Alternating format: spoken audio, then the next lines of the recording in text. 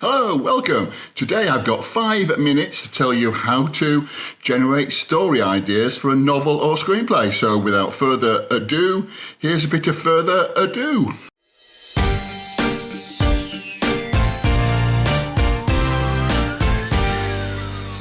Right, well, there are many ways to do this. This is a way I find particularly useful, and if you read any of my books, you will see that this is one method I use.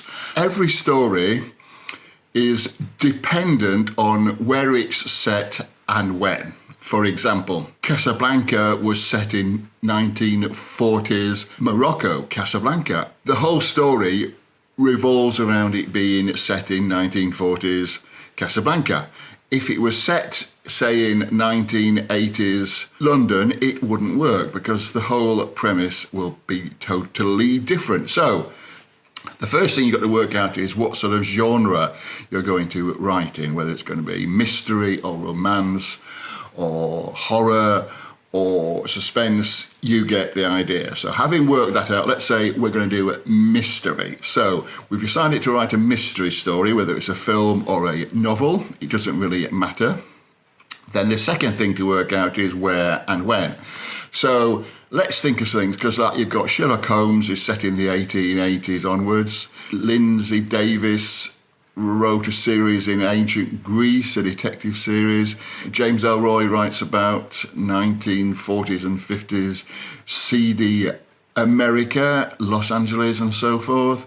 You've got novels set in Chicago during the 1920s with Al Capone and the gangsters.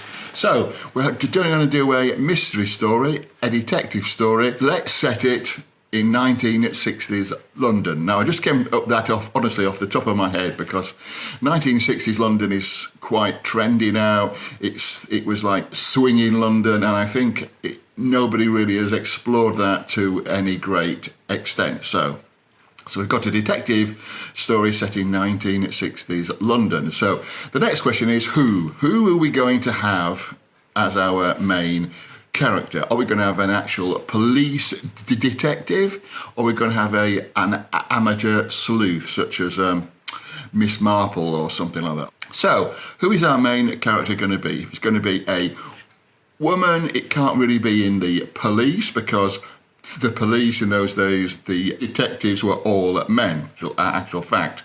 So we're going to have an amateur sleuth. So what job could you do? Now, bear in mind, we're looking back to swinging 60s London. Let's make her a model. Why not?